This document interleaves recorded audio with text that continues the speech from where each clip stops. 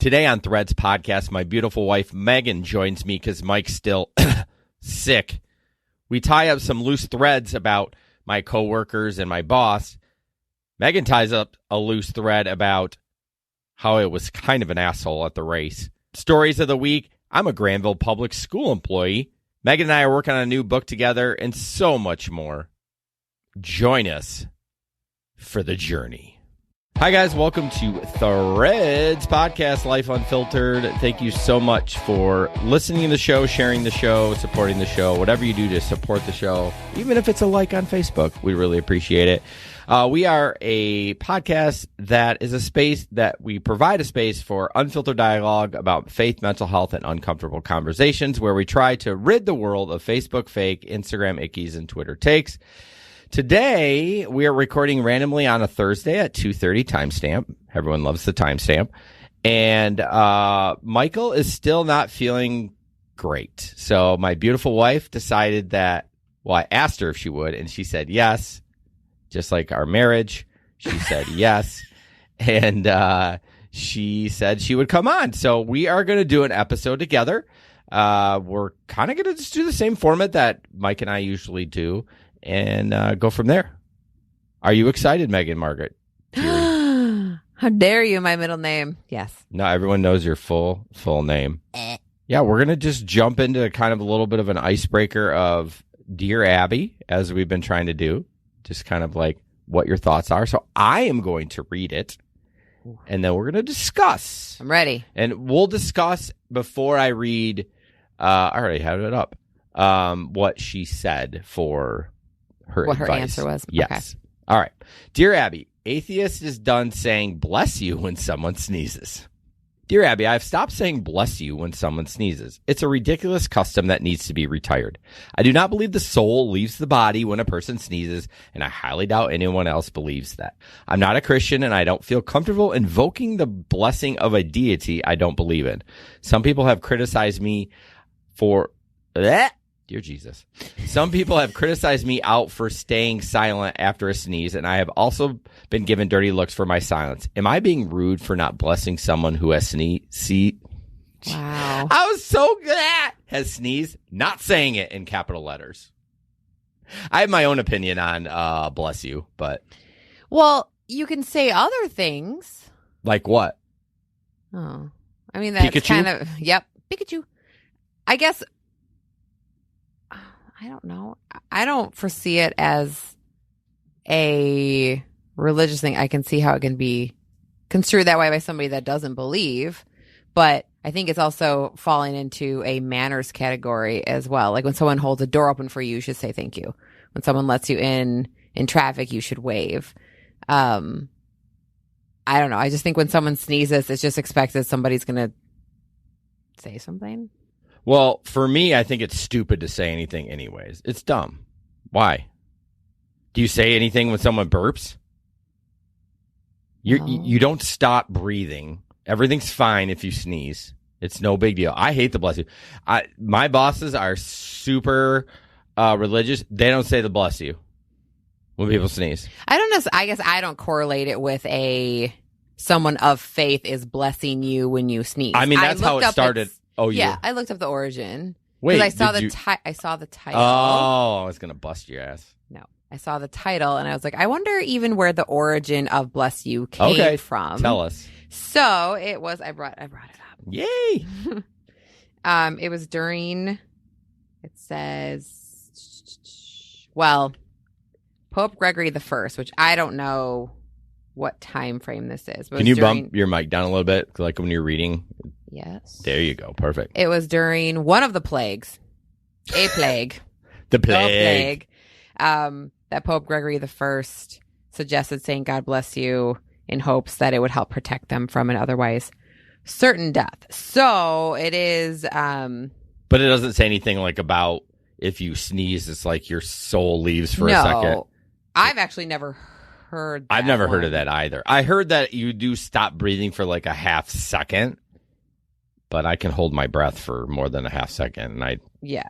I mean, it definitely disrupts your breathing pattern. For sure. Your whole body kind of shuts itself down for a sec. But so is a hiccup. I mean, it's... Yeah. I guess I had had connected it with religion because it's when you bless something, it's religion based. But I do think it's kind of stupid. I don't do it. No, that's a lie. I do sometimes.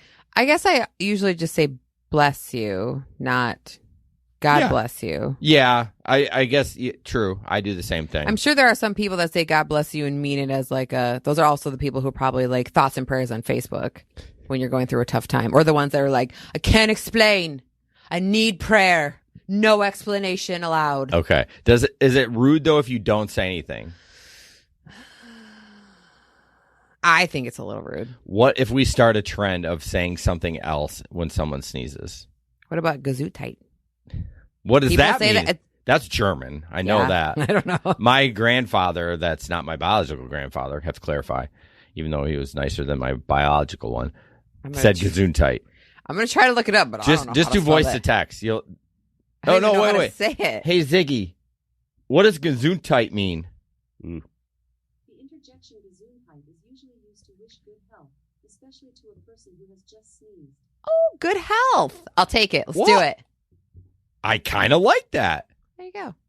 Yeah, because if they sneeze, it could be they're sick Yes. instead of allergies. Well, that's the origin of it. Is people that were sneezing during the plague was a sign of like, bye. Bye. Good luck. Okay. All right. I'm down with that. I kind of feel like we need to create our own and see if we can go viral with it. Not really. You have but to learn how to really say it though, because how she said it, neither one of us said it that way. Gesundheit? Ziggy, how do you say Gesundheit? Okay, but which language do you want me to translate to? English? I don't know that one. How do you say Gesundheit in English? No, say It's it. not an English word. Ask her again. You do it. It's Ziggy. Uh-oh. Ziggy. No, you have to say, hey, Ziggy. I don't. Oh, you don't? No. Oh, sorry. Go ahead. Ziggy, what does Gesundheit mean? Listen. Oh, Oh, we you screwed her up. ruined it. Say it one more time. I won't say it. Cut this part out. No. Ziggy. What does Gesundheit mean? Delirium tremens is a rapid onset of Delirium. You didn't say it right. It's Gesundheit. 3 days into the withdrawal symptoms and last Ziggy, what is the definition of Gesundheit? Damn it. Ziggy, what is the definition of Gesundheit? the interjection Gesundheit is usually used Gesundheit. So she does say height. I know. And I you told said you. it that way, but it didn't pick it up. Anyways, okay. Golly. That was fun. Why do we even have that thing? I don't know. She's wrong half the time. Okay, so what does Dear Abby say? Dear not saying it. You're not being rude. You are being true to your feelings. If you prefer not to say God bless you when someone sneezes, no rule of etiquette decrees that you must. A polite alternative might be to say Gesundheit. I did not read this ahead of time. The translation of which is good health. Those sentiments never become obsolete. That's true. Brett's podcast will be back after a quick break. What is Yimtope? Well, first of all, it stands for You Must Be Thinking of Another Podcast. And second of all, it's those unhinged conversations you have with your best friend. We talk about whether it's okay to not wash your legs in the shower. We wonder what variety of apples would make the best names for racehorses. We talk about our real life problems. And we argue about basically everything else. So come to Yimtope if you crave movie reviews, hot opinions on society's problems, or just the company of friends. We'll see you there. Every Monday. So, tying up some loose threads, I prefaced this with Megan before we started the show and asked if she had any loose threads she wanted to tie up, and she said, oh, yeah, and had a little smile. So I have no idea where this is going to go. Mike usually does the shows, and he usually puts that in there of stuff we talked about on last show. Oh. What? No, I just feel bad I didn't put anything in there. No, you're totally fine because I don't remember what we did last show. Well, you know what he probably does? He probably goes to the old rundown. Probably. And pulls stuff in. You guys talked a lot about the half marathon last show. Yeah. Well, why don't you go first? And as I pulled the old show, although I think I deleted the old show. Anyways, what are your loose threads you're trying to tie up? I just have a thread. I don't have thread. That's fine. You and Mike were trying to figure out what Natalie and I might possibly be frustrated. be a little fussy about. Yeah. Now, I cannot speak for Natalie's experience of what happened that I didn't see, right? So whatever experience, I think you guys hit the nail on the head of what it was like arriving to the race. You and I talked about, I have something about being left. So you weren't angry when you bailed out of the car, but you bailed out the second we were trying to figure traffic out. You're like, I'm going to get out here, and you were gone, which that part didn't frustrate me. It was then 3 cars in front of me as we were pulling it, trying to get into the parking lot. The man closed the street, who clearly, like, that was just his job, was to close the street. So he had no idea. People were trying to ask him, where are we supposed to go? What are we supposed to do? And he's like, I don't know. I watched another runner bail out of the car in front of us, and then I ended up watching his wife pull 4 kids out of their car, and I was like, well, I'm not so bad. I just have me. So whatever Mike and Natalie experienced from a frustration standpoint, I can't say from there. I think we were just talking a lot about if we flip-flopped and Natalie and I were running the race and you boys were here to support us, we feel like race mornings would be a little different, that we probably would stick with you.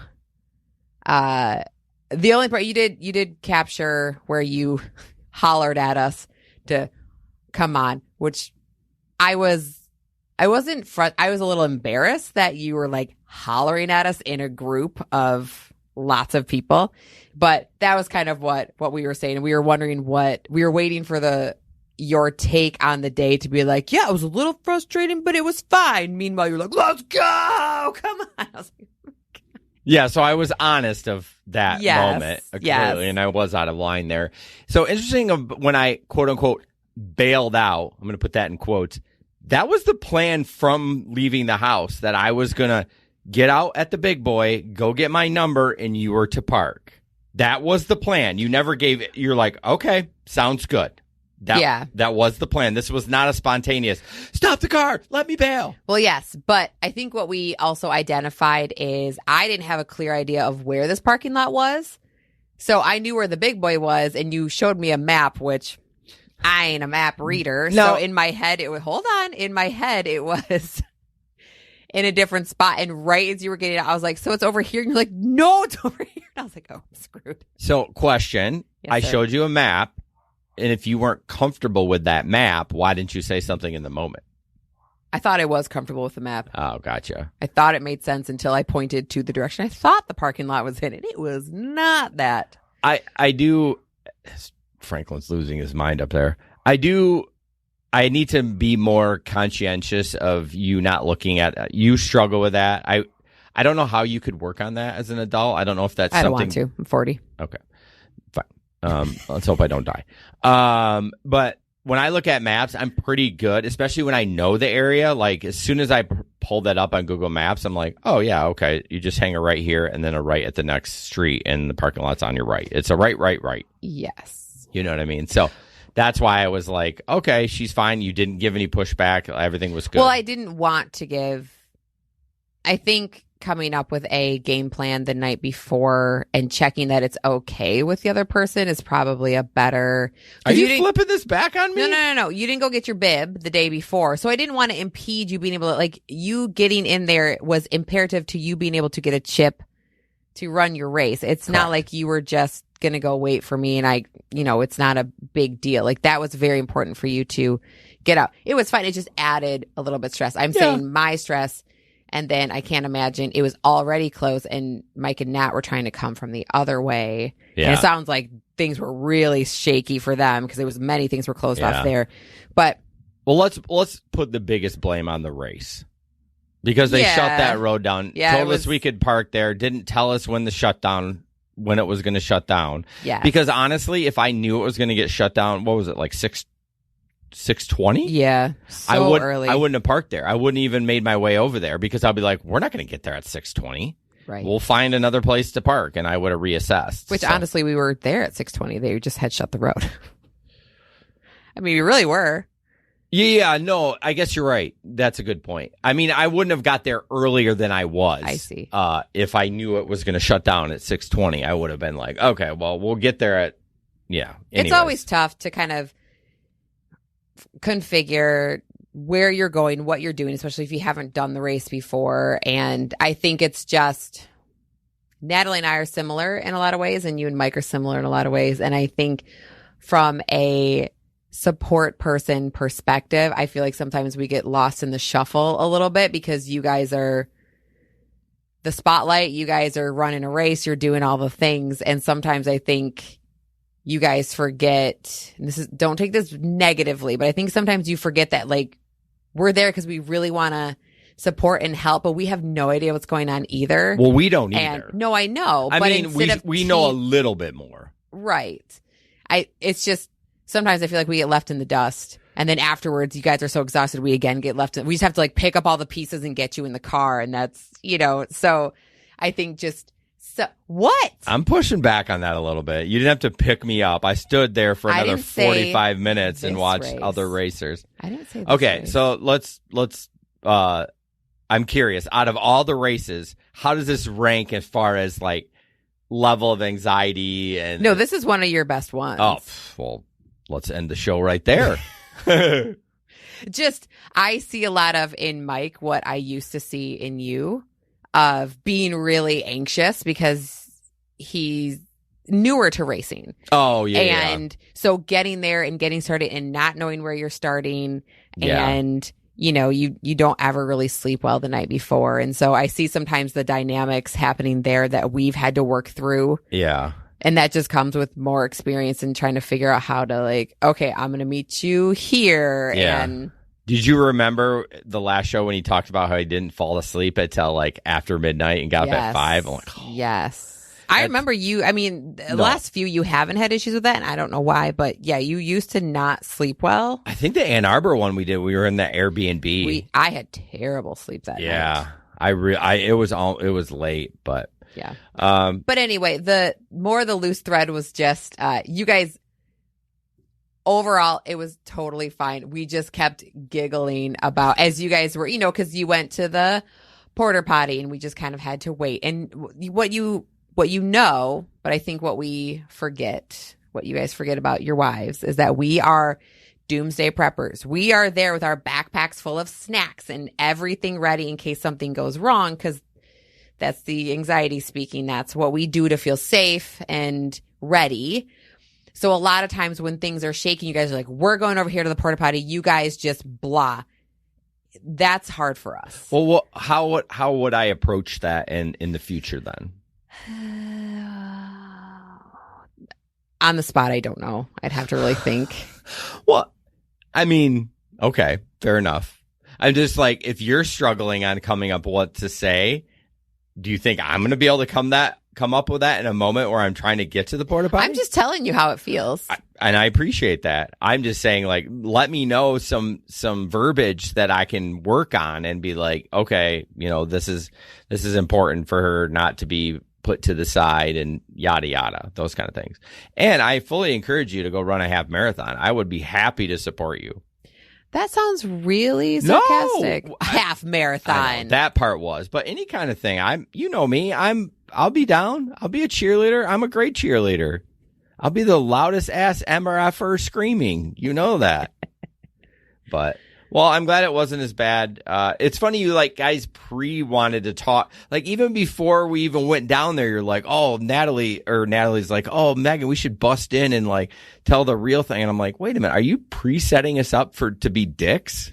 We were just very curious. Again, sometimes we hear your side of an argument, an event, and we have both experienced. We're like, that is not how that happened, or that is not how I felt during that thing. And we just figured you guys would be like, it was there was no stress. It was But did you see why we were a little off put when I said the girls think that there's, you know what I mean?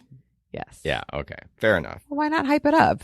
It's hilarious. Not for us, because we were kind of uneasy about it. Like, oh, did we F if you're up? so uneasy about it, maybe you should have asked us about it. Well, no, I knew what I did wrong. I know I did one thing wrong there, and I said it on the show. So, one quick loose thread for me. I just went to the old episode and found something on there. So we talked about Shop Week, and Yes. with my coworker leaving on vacation. And so that whole week, what happened was, because we recorded on Monday, so I was off Monday, Tuesday, and Wednesday. Because of rain. Because of terrible weather, cold, windy, terrible. Thursday, I apped, and then Friday we did shop work, and then Monday. And so, but what was interesting is like Matt specifically didn't call me. So the other guys came in, except Paul, and worked and did all shop stuff without me. Monday, Tuesday, Wednesday? They were off. They came in Monday, Tuesday, Okay. and we're off Wednesday. So they did all like a ton of shop work, but it's all the mechanical stuff that I wouldn't normally do. So it was funny. Like, I feel like Matt went above and beyond to keep me out, which I'm totally fine with, because I've always told him, like, I'll go do gig work if I absolutely need the hours. No, if I absolutely need the hours, I'm going to do shop work. Sure. I mean, obviously, I get paid more there than doing gig work. But it just felt like he went above and beyond to try to get me out of gig work, of shop work. So. Above and beyond in a good way, not left you out in a bad way. I think he probably reflected on probably shouldn't let Paul be. You know what I mean? Yeah. But although he made Paul come in on like whatever day the other guys weren't in, and he had to finish up some tree and shrub apps, and then he had to like clean stuff out, and it was terrible weather. He was cold and frigid. I'm like, I'm pretty sure you did not use his name the whole first show. You kept him anonymous. It's fine. It's no secret. Sure. Well, you only work with 3 other guys. Yeah, people can figure it out. I mean, I love Paul, but don't take vacation on shop week. there's a whole that all that was a little messed up. Yeah, and I ranted. I got mad at Paul, and we kind of fought in our way that we fought, which isn't really fighting. So, well, I think that's your work ethic justice thing kicking in, because he asked for time off, and they said yes. I don't blame him, know? but then in my head, I'm like, you should have not taken the time off. Well, then. sure. You could have waited 5 more days and then taken it. I agree with Mike. I think you should take shop week off next year. Well, you and I were talking about our Mexico trip. I'm like, maybe I'd take the first week of pre-emergent off. Like, yep. Apparently we can just take off whenever we want. Whenever you want. No questions asked. But anyways. So our sponsor for this show is Irvine's Auto Repair, Grand Rapids Hybrid and EV. Call them at 532-6600 or schedule your service online, irvines.com. They are located off of 44th Street, east of 131. And I am officially going to get both cars in. I was actually thinking of texting you today and be like, hey, would you prefer to be home when your car's in the shop? I mean, we'll get a rental, of course, but yeah, I got to get both cars in. Megan's will be not very expensive. Mine might be. So you may have to pick up 2 extra shifts if you could do that for me. But they service all makes except Volkswagen and Teslas. They work on all other EVs, which seems to be becoming super popular, and are the expert in hybrids. So please use them. When you use them, it supports us. Just say Threads Podcast. How did you hear about us? They always ask, either online or when you call them. You can talk to Megan or Jamie or Bruce to schedule your service. Again, 532-6600 or irvines.com. Want to thank our Patreon, Joe P, Kate K, Lisa K, Megan D, and Adam S. We appreciate your guys' support to the fullest extent of your wallets and of your love. We prefer your love over your wallets, but it does mean a lot to Mike and I, all seriousness, when you guys spend your hard-earned money on extra things to help support us. So we really appreciate it. Moving into stories of the week, how many do you specifically have? Just curious, because I have a ton that I can talk about, but I also don't want to.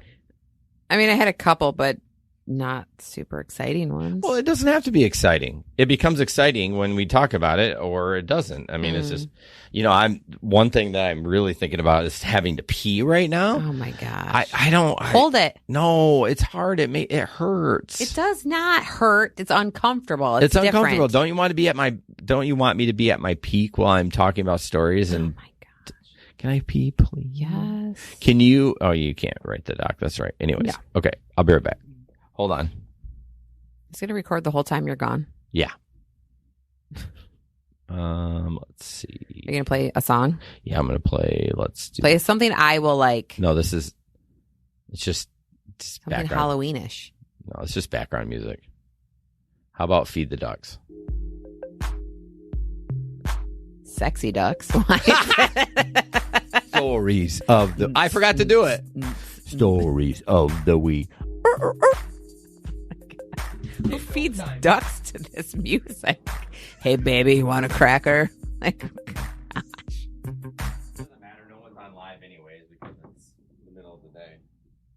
Obviously, I'll cut this out in the audio. Or you keep it. 3 minutes of dead time. I am impressed how fast you peed. And it was all clear, so you know it's not just caffeine that's pushing it out. Good job hydrating. Okay, stories of the week. Why don't you go first? Ladies first, guests first, in the house. If it's not a good story, I'm doing this. Why is it the buzzer and the fart noise? I don't know. I found it online. I freaking love it. Terrible. It's terrible. One of my stories for me was that it sounds so funny. Last night I was going to get in the shower and I did a big stretch and I peeked over and I saw my ribs sticking out of my body, which I haven't seen since I was 15. So Jason and I have been intermittently fasting. Jason was doing it far before I was. I had given up on my whole life because I started in April. I think I started in July. Yeah. But I have, I feel like literally done every diet, everything known to man. They never work. They work temporarily and never really all that well. I can't say I was like, I lost 50 pounds. Like, it never works. So we've been doing intermittent fasting and it has been working. And it blows my mind every time that it's really not that hard. No, we talked about on the walk today, you're like, I don't know why this is working. I'm like, well, it's working because between the hours of 12 hours and 16, it has no carbohydrates. And we talked about like when you're working out on a fast. Mm-hmm. Obviously, you're not going to be at peak performance because you don't have any food in you. You don't have any carbohydrates. But your body's like, all right, it's time to work. And they say, oh, shit, we have no carbohydrates. 0. All right, we're going for the fat. That's how we're going to get it. And that's how it works. And you eat relatively good. I mean, way better than I do. It's never been an issue. But I mean, it works. I can't imagine if you did like 18 and 18.6, right? Yeah, 18.6, like, which is, I mean, I feel like I could do it. It's not that hard. It does sometimes towards the end of the time, you're like, okay, especially if you're not busy. Mm-hmm. Like when you're at work, I'm sure you have passing pangs, right? But then you're just like, okay, I got to get shit done. Well, especially if I do back-to-back shifts, because usually things get a little sketchy toward the end of the shift. Really, anything after 5 o'clock, you're not going to get out for a snack or whatever. Right. So I tend to eat my last meal at 4. So I'm kind of done around 4:30. And so if I work the next day, I never break until at least 11. And the last couple of days, it ended up being 12:15. So you're going longer than 16 hours. Yeah. A lot of times when I work, I am. What would you think about a lot of people do a day on and day off? Oh, no. Like 24 off, no, 24 on. I feel like Chris Calcagno would be easily to do that. Well, he does those fasts anyways. I just don't think I could. I think it'd be really hard at home because the food is right here. Yeah. And I don't think I could think the way I want to be able to think without food in my system. Like I need to be firing on a bunch of neurons when I'm working. Yeah, that's true. You really got to think. Yeah. If you were off, like if on a vacation or no, you want to eat then too, but just not having to perform at your peak. Yeah. You probably could do. Well, I know you could do it, but I know a lot of people do a day on, day off. Absolutely not. I love food too much. I can't go that long. It's just I love it's. I think it's too easy to get off track because what do you do if it's supposed to be your not eating day and you're supposed to go do a bunch of stuff with friends and. I think your body can perform a lot more. No. I mean, like we're going out to lunch with gotcha. Like social people, stuff. And so then you're just like, oh, I'm not going to do it today, but then do the next day. Once I start on the slippery slope, it's really hard. Yeah, to at least back. if you're doing 16 hours, you're like, hey, do you mind if we eat a little bit later, let's say, if that was the case. Me, I try to get my food done as quick as I can at night. Yes. So Jason checks his watch a lot because he can't see the clock on our stove from the table. It's just a little blurry. But you check your watch a lot during Oh, dinner. yeah. I'm like, okay, I got to get this shit done. For whatever reason, if I have to go, my fast goes longer till noon, I struggle to hit that than when I have to, where I can break it at 10:30. It's only. Well, that's an hour and a half longer. That's a yeah, lot but it's of still time. 16. Yeah. It's still the same amount of time, whether I break it at 10:30 or break it at noon. You understand what I'm saying? No, I understand Oh. how time works, but I'm saying that in your head, though, if you're used to eating at 10:30 in the morning and Gotcha. now you have to wait an extra hour and a half, it's True. yes, still 16 hours, but it Mentally, you're like, I can't believe I'm. And then in my head, like you talked about the neurons thing, like I'm 3/4 of the way done with my workday at noon. yes. You know what I mean? I felt a little lethargic, but I've never felt like. Every once in a while, I have felt straight hypoglycemia, and there's been a couple days, and it's usually if I have eaten something not great for dinner. Yeah. Usually lacking in protein. Well, I want to say I'm proud of you for doing it. I'm excited for you. It's You've finally. been all into this. Yeah. What does that mean? Do you want to elaborate on that a little bit? I don't know. I feel like you've been paying more attention to me. And it's not because you're losing weight. That sounds like If I put it back on, and you can start ignoring me. Yeah, that makes me sound super. Get out of here, fatty. That makes me sound super shallow, and that's not it. I don't think. Okay, long-term relationships though, the ups and downs. I don't remember who it was. He has the show with Fortune Feimster right now. That's Tom Segura. Papa. Oh, yeah, Tom Segura. No, Tom Papa has it with Fortune Feimster. Oh, you're right. It was Tom Segura. I saw. He had a clip of talking about when you're dating and newly married, and they're like, "Oh, you're so in love, and you love how they look," and he's like, "This is not the person you will spend the rest of your life No. with. This is the floor model."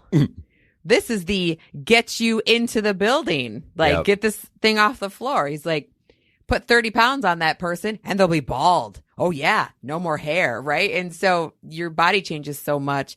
But I think if you're trying to lose weight or look better or you look healthy, there are just times in long-term relationships where things are fine, whatever, and times where someone starts making a change and you just are a little more attracted to them. I don't think that's a terrible thing. Yeah, no.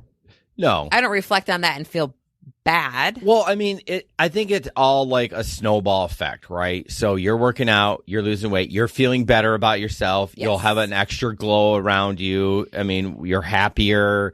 Not that you're an unhappy person, but it just general as a snow. It's all these little micro things that make the whole package better. Yeah.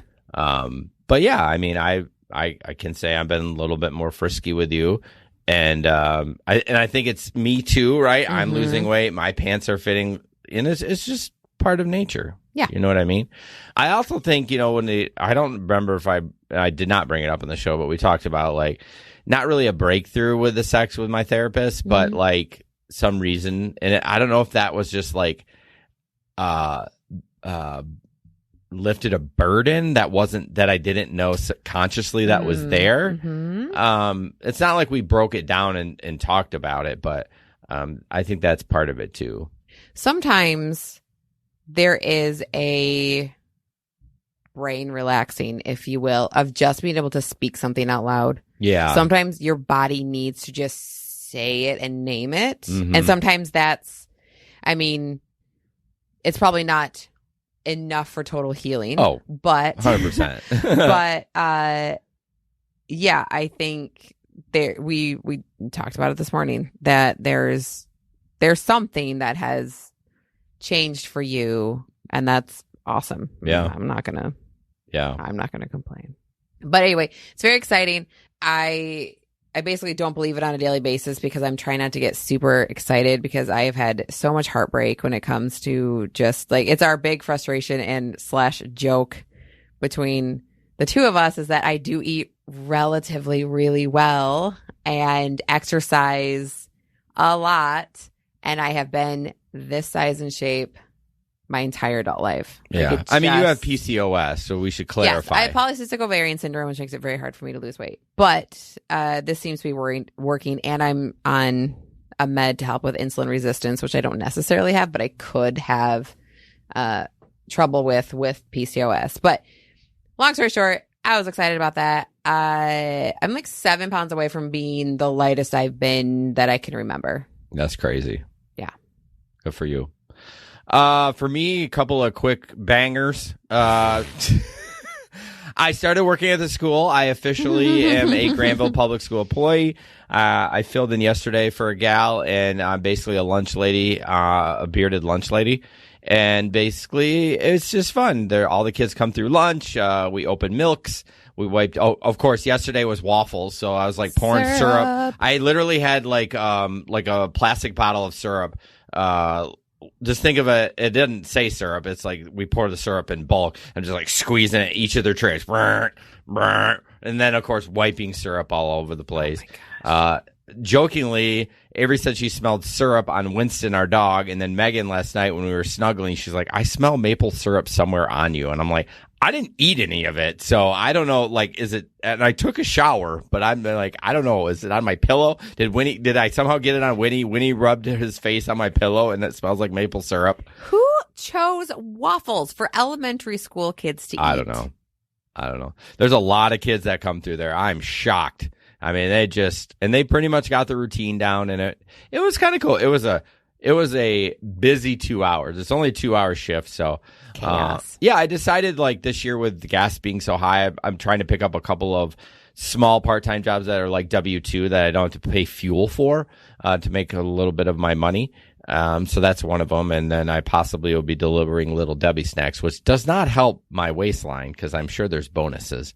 But I'm meeting with him soon. So, yeah. Also, we started a new book together. It's kind of a little bit of a mental health update with both of us. We started a book called The Love Prescription from the Gottmans. The Gottmans. I don't remember their first name. John, I think. John and Julie. Julie Gottman, who are 100 billion years old, but super smart.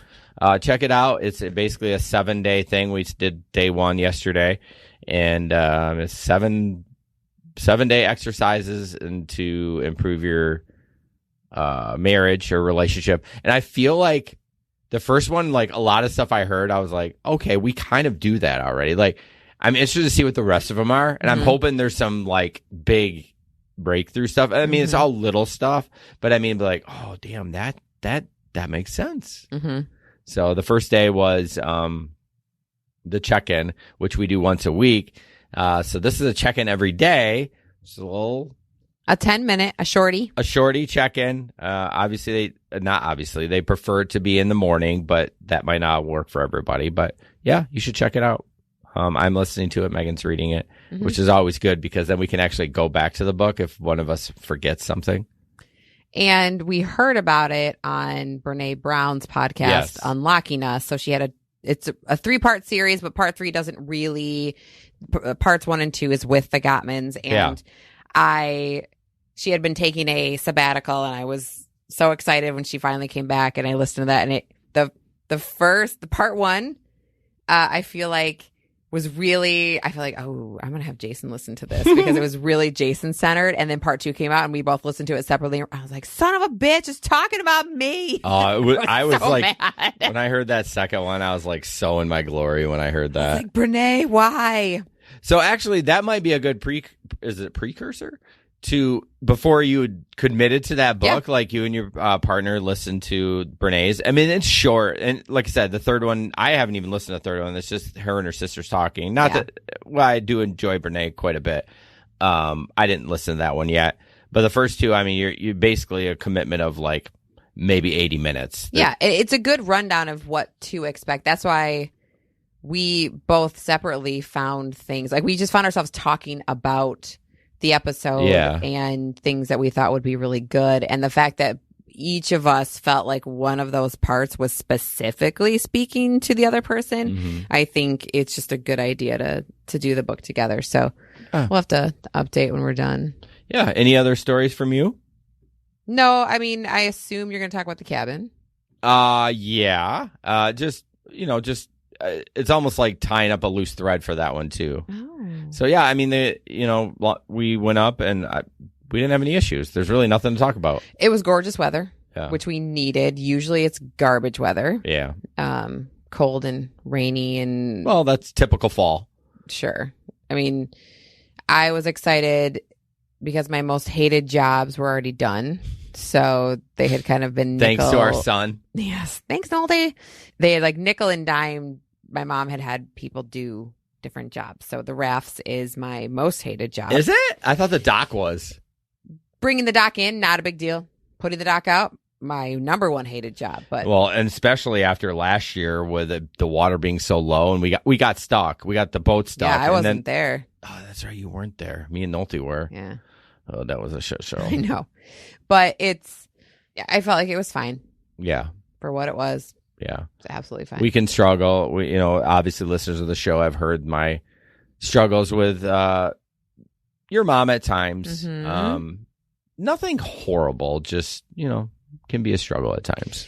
I think it's harder as we get older to deal with aging parents. And I mean, there's a lot of that going around right now. People looking at the end quote boomers and how She technically is a boomer. She is a boomer. And just how hard it is to have conversations and their outlook on life and their just how they feel about things in general is just so different than us, which probably happens all the time, right? When we're in our mid 70s, I'm sure we're going to annoy the hell out of our kids too. I don't know. I feel like I feel like our distance between our age and your mom and our age and the kids, I think we're like our older son, Nolte. I think we're closer to thinking of a lot of ways that they think. I would think more than we are to the elder. Well, my mom was 33 when she had me. Yeah. So I would have been, if I'd given birth to Nolte, I would have been 14. Yeah. So that's a little slim down. And then I was, 25, I think, when I had Avery, 24. Such a baby. But yeah, so there's even less of that gap there and different things happen. And, but I think it's just always more difficult. And after my dad passed, our relationship just changed. And it's not easy anymore. So Mike finally joined the show because I gave him Hi, the link. Michael. He says Jason's going to be crabby at 70. I'm crabby now. he's crabby now. So a couple of quick things as far as running. I did go to PT and then realized that I wasn't seeing a running PT. Basically, they had a bunch of cuts and apparently didn't let anyone else know. That refers to the sports So weird. place. So the place I was going did not have basically a running PT. She was very kind. She did the whole thing, and she's like, do you want to go to the one that's in Cascade? And I'm like, yeah, I do. And I felt bad. Like, it reminded me of you, how you like are people pleasing and you would say, no, we can stay here. And even me, I was like, she was so kind. And I was just like, even I felt like I should just stay here. I'm like, no, I'm doing this for a reason. I need to go to the best. You know what I mean? And I'm like, I'm sorry, I'm going to go. And I didn't want to go because it's in Cascade. So it's on the other side of the county for me, basically. And I know I hate, it's weird. I drive for work all the time, but like I hate going anywhere far for like my life stuff. So yeah, I'm going to end up going out there starting next week. But so that didn't go as planned, but we're getting to the bottom of that. Good. And then, of course, I had some blood work. Not of course. Getting a physical. So my numbers are a little high on the cholesterol. So we're like, ooh, Megan's like, ooh, buddy, that's not looking good. You were out of range, to clarify. Yes. If anybody now, if you have my chart, they always have like the greens and the yellows. Yep. And so where you fall out of that sliding scale, and your bad cholesterol and your total cholesterol were out of range. And they were out by like 20, 30 points. They weren't crazy. Well, I thought they were crazy. I thought they were too. So we went back because thankful the technology age, my chart's been around for a while. Went back to 2020 when my last physical. I didn't get one last year for some reason. I don't know why. Oh boy, my numbers are way better than they were in 2020. We were shook. Yeah, I looked at them. I was like, oh, I'm smashing it. Like, yeah, they're still high, but not like they were in 2020. And obviously, I hadn't started working out yet. I was probably as fat as I had been. So, yeah, that That was kind of nice to see. So we'll see. I mean, obviously, as I get older, the numbers matter more, even if they're only 20, 30 points higher. As you get older, your heart gets weaker and those kind of things. So, but yeah, that was, it was good to see that my numbers had come down significantly. So how was going to the lab for you? Because my anxiety? Yeah. I had such a good, time the last time I was there 2 years ago. They knocked it out of the park. So I was less scared about it.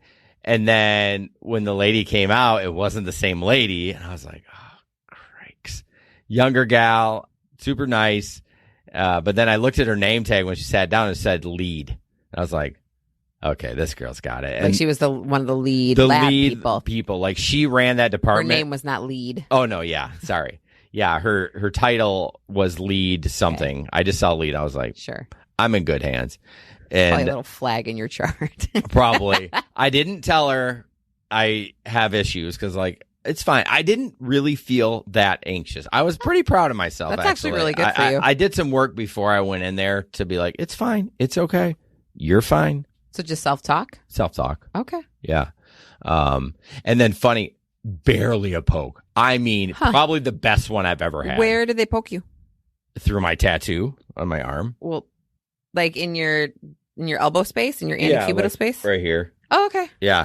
And she's like, oh, I poked you right through your ink there. I was like, oh, look at that. And Megan's like, well, they don't have to actually see it. They just do it by feel. And I was like, all right, well. It's true. She did a freaking awesome job, and I was happy about that. That's awesome. And as backstory, you don't historically have not done well with lab draws.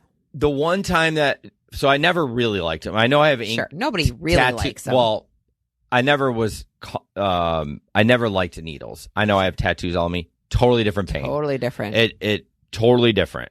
It's a thicker needle. It doesn't go all the way through fat and whatever. It's totally different. And so I don't know, like maybe 4 or 5 years ago, maybe even longer, I went to another place and I get there and it's some dude.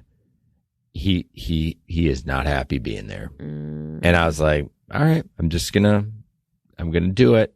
And he poked me and couldn't find it and rooted around. And I know It gives me the chills just thinking about it. And I ended up almost passing out. They had to it was bad. Wasn't as bad when the guy stuck the camera down my pee-pee, but it was pretty damn close. Pretty damn close. That one get you. That was rough. I don't know if you've told that. You know what? That's a story for another day. Another day. Jason had a camera down his pee-pee. Yeah, as we're bumping up against it. But yeah, no, I felt great and the numbers look good, and we'll see what Dr. DeLapp says about my cholesterol. I will not go on medicine. That medicine is terrible for you. Those statins are terrible. Well, if you need them, though, what's more terrible, being on a statin or a heart attack? Correct. If it's to the point where he's like, I'm super concerned, I will go on medicine. Okay. But if he'll say, oh, even last time in 2020 when it was jacked, he's like, it's borderline.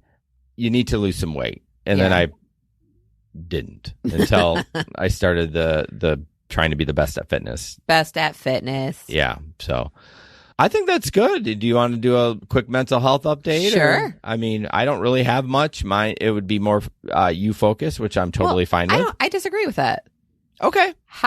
So the last episode, you were still a little waffling a little bit, feeling like you may have made the wrong decision, but still feeling good about your decision. But yeah, I mean, I'm feeling better if that's what you're asking. Yeah. I've been pounding my not pounding, that's weird. Pounding my sad light. You know what I mean? Supposed to do that with those. Yeah, I know that will break them.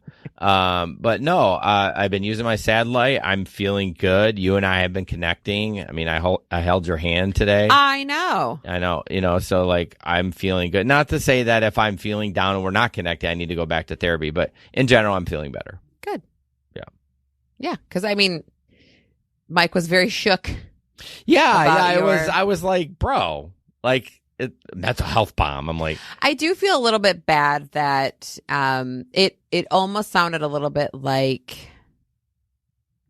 because the phrase came up, you're such a therapy pusher. yeah, I didn't like that. Because I've been a part of a conversation where I talked to somebody about a really rough time in our marriage, and we were in the thick of it, and I was like, this is really hard for me. And the person's answer was, I thought you were in therapy. And that crushed me more than anything else, because to me, that felt like the person was essentially calling me a failure because I was going to therapy, but it wasn't fixing my marriage. Yeah, it wasn't working. And, you know, throughout the conversation, this person also was like, well, this person goes to therapy and they're not any better. And I'm like, nothing fixes anything fully. Like, you talk about your high blood pressure, you go on a statin, that might fix it, but that's not really totally fixing the problem, right? Like, it's helping. No, it doesn't make it go. Yeah.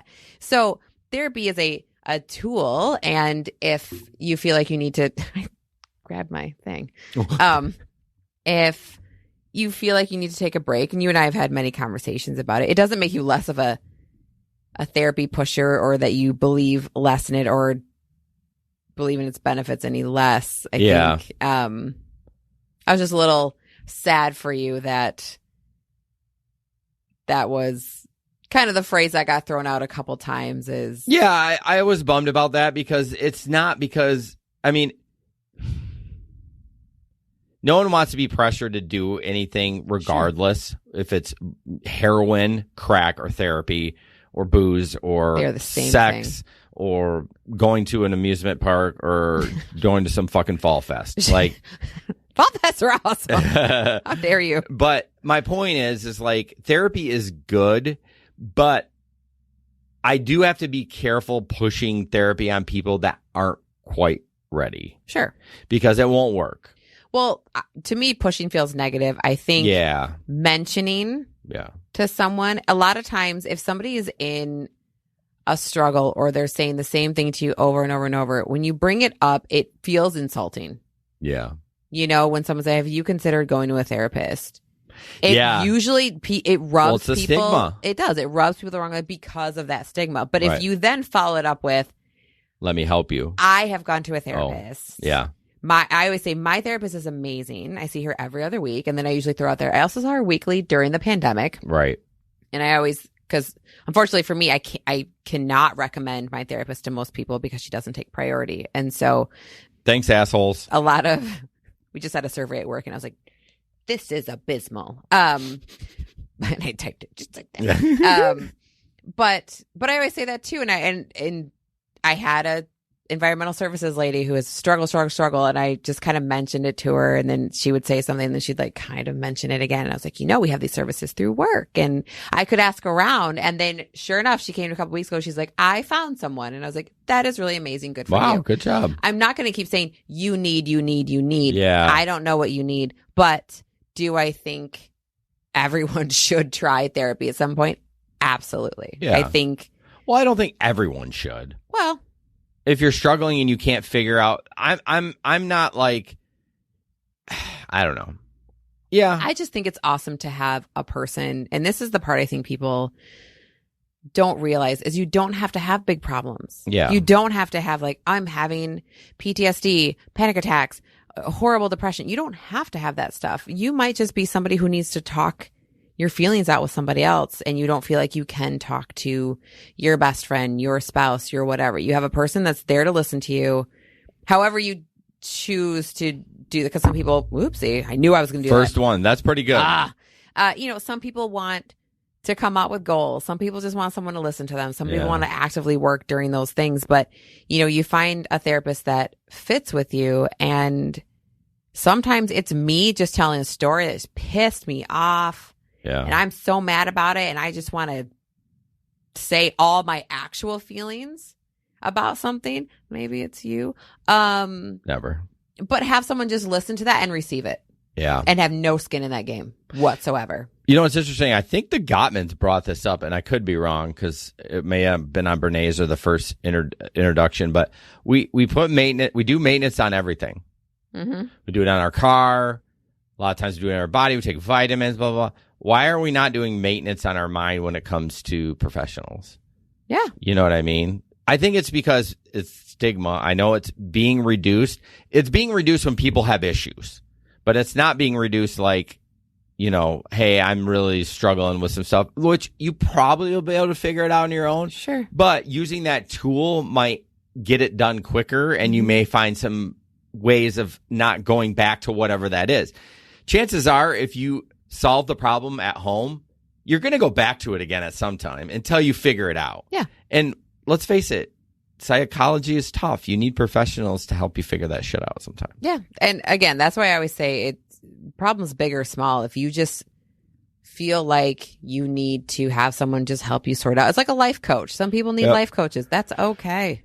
But yes, I say therapy pusher in a kind way. I would never keep pressuring someone to go. Yeah. I've tried pressuring someone to go. It just doesn't work. Maybe we should change that phrase and be a therapy advocate. Ooh.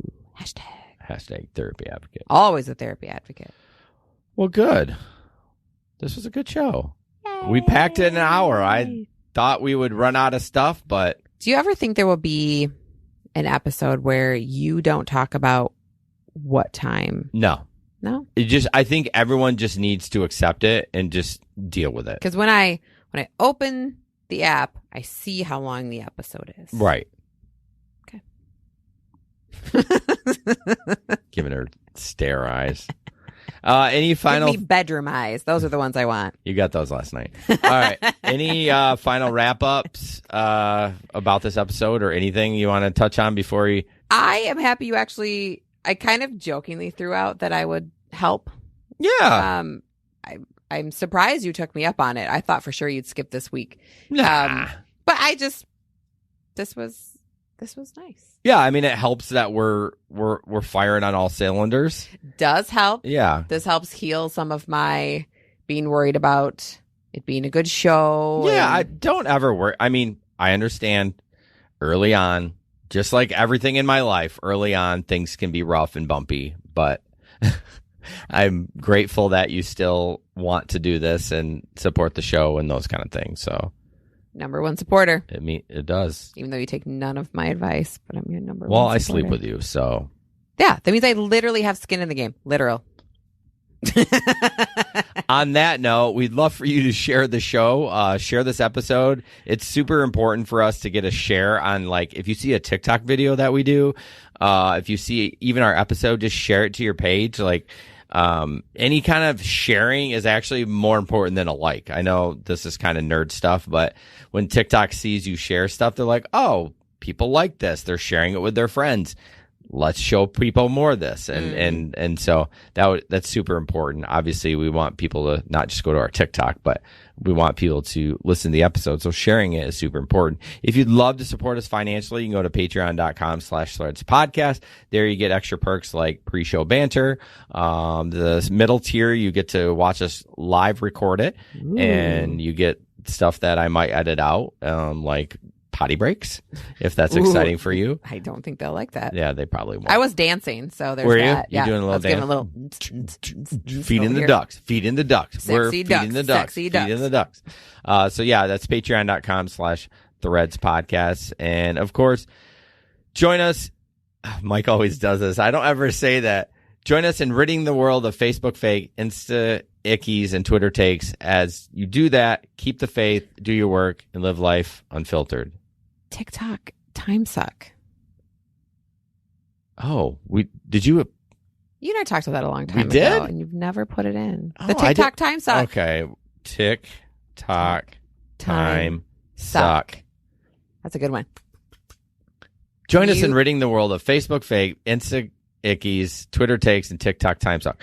That's a lot of T's. I think we might need to get rid of the Twitter takes because who is using Twitter? I mean, I use Twitter, but I've never used Twitter in my life. Can you play us out with sexy ducks again? yeah, we can definitely do sexy ducks on the way out. Give me a quick second. Adult ducks.